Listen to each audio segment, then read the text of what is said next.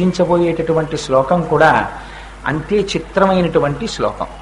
అందులో శంకర భగవత్పాదులు అంటారు, త్వయా హృత్వా వామం వపరుపరు తృప్తేన మనసా శరీరార్థం శంభో అపరమపి శంకే హృతమభూత్ అని, అదే తత్వద్రూపం సకలమరుణాభస్త్రినయనం అని అందులో అంటారు. కుచాభ్యాం ఆనమ్రం కుటిల శశి చూడాలమకుటం. ఇది చాలా గమ్మత్తైనటువంటి శ్లోకం. ఆదిశంకరులు సౌందర్యలహరి రచిస్తుంటే అమ్మవారు సాక్షాత్కరించింది. ఎక్కడ? ఆయన హృదయ కమలంలో అమ్మవారు దర్శనమిచ్చింది. దర్శనమిస్తే ఆయన వ్రాస్తున్నటువంటి పుస్తకం ఏమిటి? సౌందర్యలహరి. ఆ సౌందర్యలహరికి సంబంధించినటువంటి ధ్యానంలో ఉన్నారేమో. సౌందర్యలహరిలో ప్రతిపాదింపబడినటువంటి అమ్మవారు ఎవరో ఆ స్వరూపంతోనే తల్లి ఆయన హృదయ కమలంలో ప్రత్యక్షమైతే పొంగిపోయి శంకరులు స్తోత్రం చెయ్యాలి. శంకరాచార్యులు వారు ఒక విచిత్రమైనటువంటి శ్లోకాన్ని చెప్పారు. ఎంత చిత్రమైన శ్లోకమో చూడండి. అమ్మవారిని చూసి శంకరులు అన్నారు, అమ్మా త్వయా హృత్వా వామం వపురు పరితృప్తేన మనసా. అమ్మ, నిన్ను చూస్తూ ఉంటే నాకు కొంచెం అనుమానం వస్తోందమ్మా అన్నారు. ఏమిటి అనుమానం?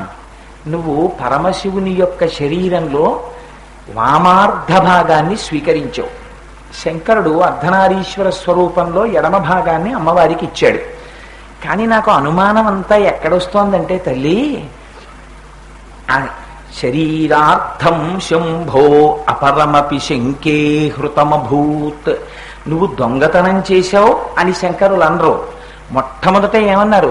త్వయా హృత్వా వామం. అమ్మ, నాకు అనుమానంగా ఉందమ్మా, నువ్వు దొంగతనం చేశావు. ఫస్టే ఛార్జ్ షీట్ పెట్టేశారు అమ్మవారి మీద. నువ్వు దొంగతనం చేశావు. పోనీ అలాగని అమ్మ నువ్వు దొంగతనం చేశావు అని అనరు. ఎందుకని? అంత గభాలన పరాభట్టారిక అయినటువంటి అమ్మవారి స్వరూపం గురించి మాట్లాడుతూ జగదాచార్యులైనటువంటి శంకరులంత మాట అంటారా? అందుకని శంకే హృతమభూత్. నాకు మనస్సులో చిన్న అనుమానంగా ఉందమ్మా, నువ్వు దొంగతనం చేశావని అన్నారు. ఏమిటా దొంగతనం? శంకరుడు నీకు శరీరంలో వామార్థ భాగాన్ని ఇచ్చాడు. ఇస్తే నాకు దర్శనం ఎలా జరగాలి? అర్ధనారీశ్వరులుగా పార్వతీ పరమేశ్వరులు ఇద్దరూ నాకు దర్శనమిస్తే కుడి పక్కన అయ్యవారు ఉండాలి, ఎడమ పక్కన అమ్మవారు ఉండాలి. కానీ ఇదేం విచిత్రమమ్మా, నీ దర్శనం నాకు కలిగితే నాకు అలా కనపట్టలేదు, నాకు మొత్తం నువ్వే కనపడుతున్నావు. మరి అప్పుడు శంకరుడి యొక్క సగభాగం ఏమైపోయింది? అర్ధనారీశ్వర స్వరూపంలో మరి కుడి పక్కన శివుడు ఉండాలి కదా, శివుడు లేడేమిటి? అది ఎలా అడిగారంటే, అమ్మా నాన్నగారు కలిసి వస్తారని పిల్లాడు అనుకున్నాడు అనుకోండి, అమ్మ ఒక్కతే వచ్చింది అనుకోండి పెట్టి పట్టుకుని ఊరి నుంచి, ముందు అమ్మ వచ్చిందని పిల్లాడు సంతోషించడు, అమ్మ నాన్నగారేది అంటాడు. అలా శంకరులు అమ్మవారి దర్శనం ఇవ్వగానే వెంటనే అన్నారు, త్వయా హృత్వా వామం. అమ్మ, నువ్వు కానీ మా అయ్యగారి శరీరంలో మిగిలిన సగభాగం కూడా దొంగిలించేశావా అన్నారు. ఏమమ్మా, మరి శరీరంలో కుడి భాగం శంకరుడు కనపడద్దు, అర్ధనారీశ్వర స్వరూపంలో కనబడటం లేదు అంటే నువ్వు దొంగతనం చేశావు అనకూడదు. అందుకని శంకే హృతమభూత్. నాకు కొంచెం అనుమానంగా ఉందమ్మా, నువ్వు తీసేసుకున్నావేమో, మిగిలిన సగభాగం కూడా దొంగిలించేశావేమో. దొంగిలించిన వస్తువుని ఎవరైనా ఏం చేస్తారు? దొంగిలించిన వస్తువుని చాలా జాగ్రత్తగా దాస్తారు. తనదైన వస్తువు ఎదురుగుండా ఉన్నా పర్వాలేదు, ఇంకోళ్ళ వస్తువు తీసుకెళ్లి దొంగిలించామనుకోండి, ఆ వస్తువు మన ఇంట్లో ఎదురుగుండా పెట్టామనుకోండి, ఆ వస్తువు గురించి తెలుసున్న వాళ్ళు ఎవరైనా వచ్చారనుకోండి, ఈ వస్తువు వారిది కదండి అని అడుగుతారు. ఒకవేళ అడగకపోయినా, ఏమండో మీ వస్తువు ఫలానా వారింట్లో నేను చూశానంటారు. అంటే వీరి దొంగతనం బయటపడిపోయినట్టే కదా. అందుకని బయట పెట్టకూడదు ఆ వస్తువుని, జాగ్రత్తగా లోపల దాచుకోవాలి. ఆ లోపల దాచుకోవడం అంటే అమ్మవారు ఎలా దాచేసుకుందిట? ఈ లోపల దాచేసుకుందిట. అందుకని ఏమైపోయింది? మొత్తం అంతా అమ్మవారు అయిపోయిందిట. అందుకు కదా అనుమానం వచ్చింది. కుడి పక్కన ఉండవలసినటువంటి శంకరుడు కనపడటం లేదు, కుడి పక్కన శంకరుడు లేకుండా మొత్తం నువ్వే కనపడుతున్నావు.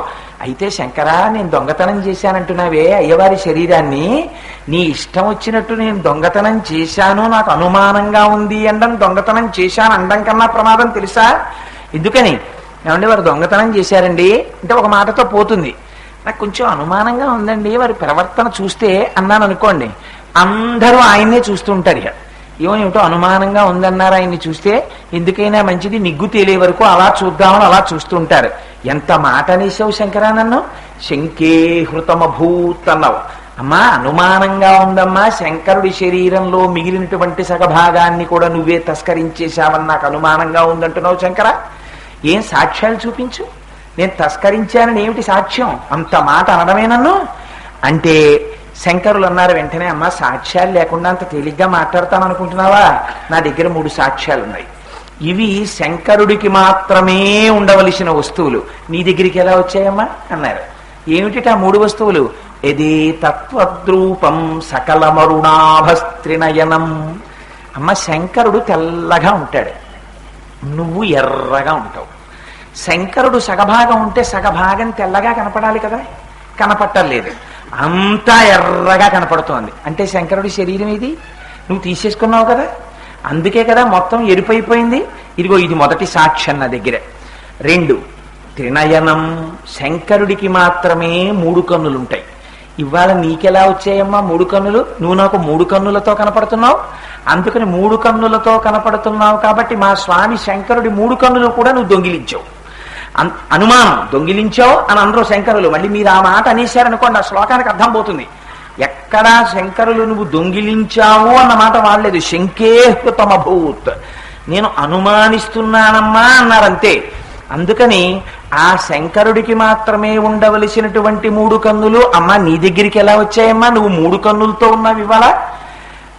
2, 1 మొత్తం ఎరుపైపోయింది శరీరం. 2 శంకరుడికి ఉండవలసినటువంటి 3 కన్నులు నీ దగ్గర ఉన్నాయి. అన్నిటికన్నా నా దగ్గర ఉన్న బలవత్తరమైన సాక్ష్యం ఏమిటో తెలుసా అమ్మా? నువ్వు మా స్వామి కలిసి అర్ధనారీశ్వర స్వరూపంగా నాకు దర్శనమిస్తే ఎడమ పక్కన అమ్మవారికి సంబంధించినటువంటి ప్రధానమైన గుర్తు మాతృత్వ సూచకంగా వక్షోజం కనపడాలి. కుడి పక్కన పరమశివుని యొక్క పురుష శరీరం కాబట్టి హృదయస్థానం భిన్నంగా కనపడాలి. కానీ అమ్మ కుచాభ్యాం ఆనమ్రం, ఇంతమంది పిల్లల్ని పోషించేటటువంటి స్తనమండలం కలిగినటువంటి నువ్వు ఆ స్తనముల యొక్క బరువు చేత కొంచెం వంగి నాకు కనపడుతున్నావు. మరి శంకరుడి యొక్క సగభాగం ఇదమ్మా, మొత్తం నువ్వే కనపడుతున్నావు నాకు.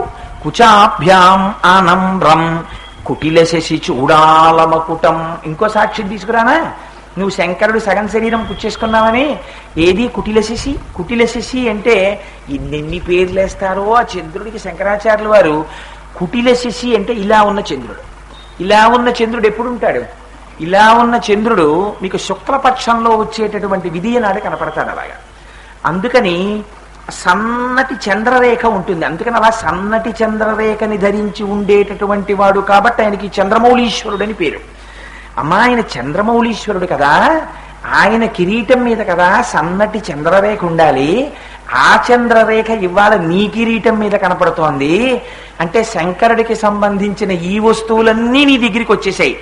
ఆయన 3 కన్నులు నీ దగ్గరికి వచ్చేసాయి, ఆయన కిరీటం మీద చంద్రరేఖ నీ దగ్గరికి వచ్చేసింది.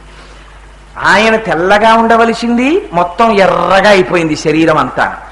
సగభాగం చూస్తే పురుష చిహ్నములతో ఉండవలసిన వక్షస్థలం స్త్రీ చిహ్నాలతో కనపడుతోంది. ఇంతకన్నా ప్రబలమైన సాక్ష్యం ఏం కావాలమ్మా?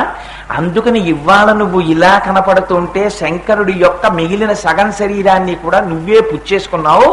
ఎందుకు పుచ్చేసుకున్నావో తెలుసా? అది కూడా నాకు అనుమానం. దొంగతనం చేసిన వాణ్ణి దొంగతనం చేశావు అని వదిలేరు, ఎందుకు చేశావు దొంగతనం అని అడుగుతారు. ఎందుకు చేశావురా దొంగతనం అంటారు. అందుకని ఇవాళ శంకరాచార్యుల వారు అమ్మవారి మీద ఎంత ఆరోపణ చేస్తున్నారో చూడండి. ఆయన అంటారు వపుర పరితృప్తేన మనసా. శంకరుడు భోళా శంకరుడమ్మా పాపం. ఆయన గురించి నువ్వు తపస్సు చేశావు, చేస్తే ఏం కావాలన్నాడు. ఆలక శైల కుమారిక ప్రియబడి కోరిన సగము శరీరము ఇస్తివి 3 మూర్తులకు మూలము నీవే 3 మూర్తులకు ముఖ్యము నీవే దాతవు నీవే భ్రాతవు నీవే తల్లివి నీవే తండ్రివి నీవే పాలముంచుమిక నీట ముంచుమి నీ పాలబడి తినో పాల విలోచన అని ఆయన మీద మానస పూజ పాట పాడతారు. అలా పార్వతీదేవి తపస్సు చేస్తే ఆయన శరీరంలో సగ భాగాన్ని అమ్మవారికి ఇచ్చేశాడు. ఇచ్చేస్తే అమ్మ మా స్వామి అంత దయతో నీకు శరీరంలో సగ భాగం ఇచ్చాడే, నువ్వు తృప్తిగా అమ్మయ్యా మా ఆయన నాకు శరీరంలో సగ భాగం ఇచ్చారని తృప్తి పడద్దు. నీకు ఆ తృప్తి లేదు. లేక శంకరుడి మిగిలిన శరీరం కూడా ఆక్రమించేద్దామని దొంగిలించావని నాకు అనుమానం అమ్మా అన్నారు. ఈ ఛార్జ్ షీటు చాలా దారుణాతి దారుణమైన ఛార్జ్ షీటు. ఛార్జ్ షీట్లు పెట్టడంలో శంకరాచార్యులు వారు చాలా ప్రముఖమైనటువంటి సిద్ధహస్తులు.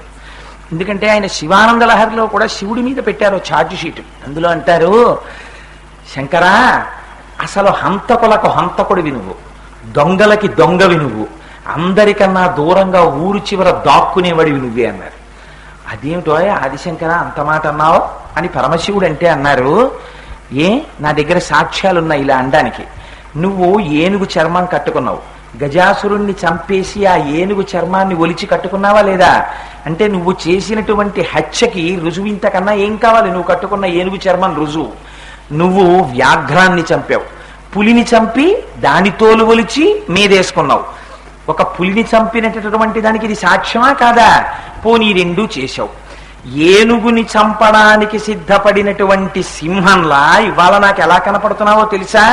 ఒక ఏనుగుని ఒక పులిని చంపేసినటువంటి సింహం ఇంకో జింకని కూడా పట్టుకు తినడానికని ఎగబడి ఒక జింకని పట్టుకున్న సింహం ఎలా ఉంటుందో నాకు అలా కనపడుతున్నావు నువ్వు. ఎందుకని? శంకరుడికి ధ్యాన శ్లోకం ఒకటి ఉంది. ధవళవపుషం ఇందోర్ మండలే సన్నివిష్టం భుజగవలయహారం భస్మదిగ్ధాంగమీశం మృగయపరశుపాణిం చారుచంద్రార్థమౌళిం హృదయ కమల మధ్యే సంతతం చింతయామి. ఆయన ఒక చేత్తో హరిణాన్ని పట్టుకుంటారు, లేడిని. ఏం స్వామి ఆ చేతిలో లేడిని పట్టుకుని నిన్ను చూస్తుంటే నువ్వు ఇదిగో ఇన్ని హత్యలు చేసి ఇన్ని దొంగతనాలు చేసి ఊరు చివర మంచు పర్వతాలకున్నటువంటి గుహలలో దాక్కునే వేటగాడివని నాకు అనిపిస్తోందన్నారు. నువ్వు సింహాని అనిపిస్తోందన్నారు. నువ్వు పంచాస్యాని అనిపిస్తోందన్నారు. పంచాస్యం అంటే 5 ముఖములు ఉన్నది. అదే సజ్జోజాత అఘోర తత్పురుష వామదేవ ఈశానములనేటటువంటి 5 ముఖములు కలిగినటువంటి పరమశివుణ్ణి నిందాస్తుతి చేశారు శంకరాచార్యుల వారు. అంటే పైకి స్తోత్రం, కానీ లోపల మాత్రం పైకి చూస్తే ఏదో నింద చేస్తున్నట్టు ఉంటుంది. పరమశివుణ్ణి పట్టుకుని నిందిస్తున్నారా అన్నట్టుగా ఉంటుంది. లోపల మాత్రం ఆయనకి సంబంధించి గొప్ప వైభవోపేతంగా ఆయన్ని వర్ణిస్తున్నారు.